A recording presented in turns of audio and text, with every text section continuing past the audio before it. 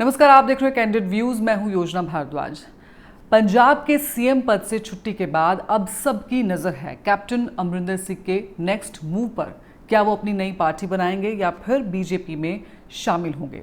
बेशक से अमरिंदर सिंह ये कह रहे हों कि वो बीजेपी ज्वाइन नहीं करेंगे, लेकिन कैप्टन अमरिंदर की अमित शाह से मीटिंग और बीते कुछ दिनों से हो रही डेवलपमेंट्स कुछ और ही इशारा कर रही हैं।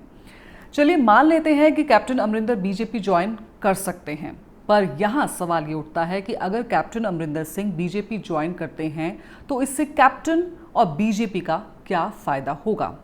आज के इस वीडियो में इस बात का एनालिसिस करेंगे कि क्या अमरिंदर सिंह का बीजेपी ज्वाइन करना दोनों पक्षों के लिए विन विन सिचुएशन हो सकता है।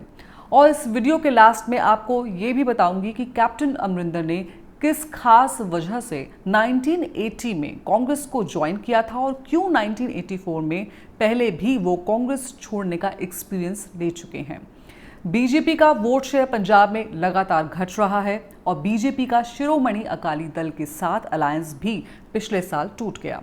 ऐसे में बीजेपी पंजाब में अपनी पोजीशन स्ट्रॉन्ग करने के लिए ऑप्शंस की तलाश में है। कैप्टन अमरिंदर की अमित शाह के साथ हुई मीटिंग से दो डिफरेंट कोलैबोरेशंस ऑप्शंस के कयास लगाए जा रहे हैं। पहला ये कि अमरिंदर सिंह एक नई पार्टी फ्लोट करके अपकमिंग पंजाब असेंबली इलेक्शन के लिए बीजेपी के साथ टाई अप कर सकते हैं, और दूसरा ये कि वो कांग्रेस को आने वाले इलेक्शंस में पावर से आउट करने के लिए खुद बीजेपी में शामिल हो सकते हैं। And these both propositions work well for the BJP. पहले ये एनालाइज कर लेते हैं कि अब कैप्टन अमरिंदर सिंह की बीजेपी के अंदर कैसी इमेज है।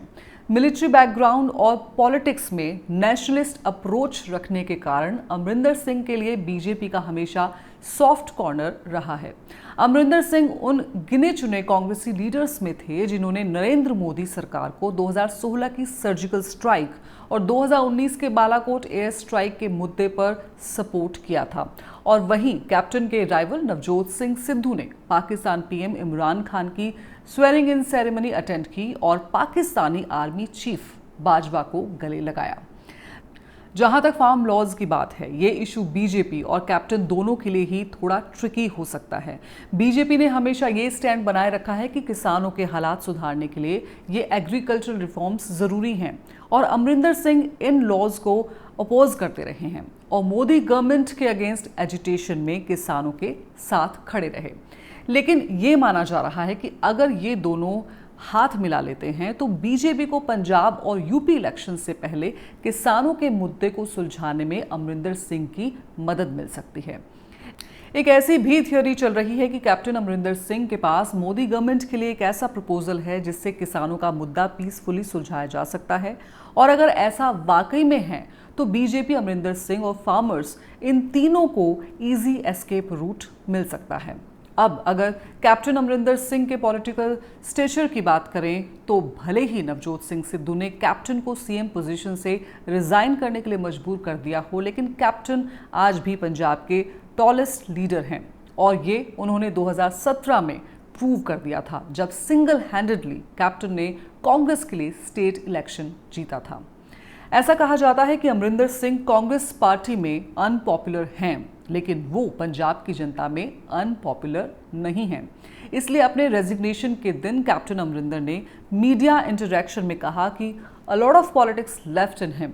ऐसे में अगर कैप्टन बीजेपी में शामिल होते हैं तो ये बीजेपी के लिए पंजाब में अपने एक्सपेंशन के लिए अच्छा दाव साबित हो सकता है। बीजेपी अपने previous alliance partner Shiromani Akali Dal के साथ पंजाब इलेक्शंस कॉन्टेस्ट करती रही है, लेकिन बीजेपी का वोट शेयर लगातार गिरता रहा है। 2007 में 8.21%, 2012 में 7.13% और फाइनली 2017 में 5.4%, जब टोटल 23 कंटेस्टेड सीट्स में से केवल 3 सीट्स ही बीजेपी जीत पाई थी। अब अमरिंदर अगर बीजेपी ज्वाइन करते हैं तो बीजेपी ये उम्मीद जरूर कर सकती है कि अमरिंदर सिंह की सपोर्ट से वो इस गिरते हुए वोट शेयर के ट्रेंड को रिवर्स कर पाए।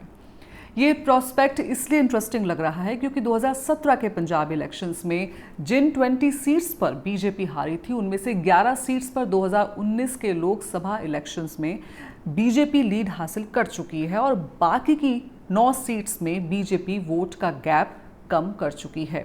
ऐसे में अमरिंदर सिंह की पॉलिटिकल पावर और पंजाबी वोटर्स की समझ बीजेपी को आने वाले पंजाब इलेक्शंस में अच्छा खासा फायदा दे सकती है।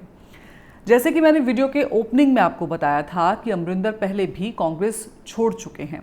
अमरिंदर सिंह ने राजीव गांधी के साथ अपनी दोस्ती के कारण कांग्रेस ज्वाइन की थी और 1980 में पटियाला से लोकसभा एमपी भी बन गए।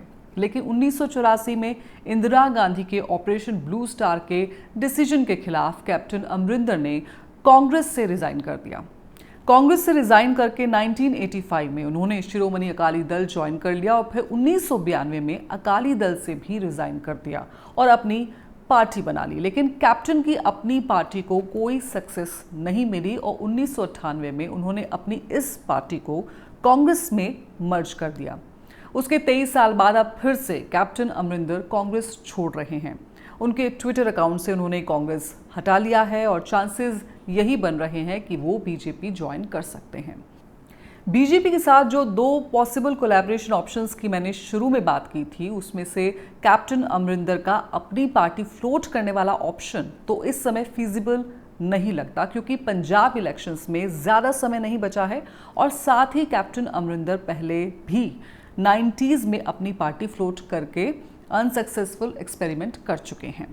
और सेकंड ऑप्शन यानी बीजेपी में शामिल होना इस स्टेज पर फिजिबल लग रहा है। अगर कैप्टन अमरिंदर बीजेपी में शामिल होते हैं तो बीजेपी उनको अपकमिंग पंजाब इलेक्शंस में सीएम कैंडिडेट के तौर पर प्रोजेक्ट कर सकती है। लेकिन कुछ रिपोर्ट्स के मुताबिक कैप्टन अमरिंदर को बीजेपी सेंट्रल गवर्नमेंट में भी कोई पद दे सकती है। हालांकि पंजाब में कांग्रेस को हराना और नवजोत सिंह सिद्धू को सीएम की कुर्सी से दूर रखना कैप्टन अमरिंदर और बीजेपी दोनों का ही कॉमन गोल है। इसलिए उम्मीद ज्यादा इस बात की है कि अगर कैप्टन अमरिंदर बीजेपी में शामिल होते हैं तो वो बीजेपी के पंजाब सीएम कैंडिडेट हो सकते हैं, जो कि कांग्रेस और सिद्धू दोनों को भारी पड़ सकता है। अगर आपको ये वीडियो पसंद आया है तो लाइक और शेयर जरूर करें और मेरे चैनल को सब्सक्राइब करना ना भूलें। नमस्कार।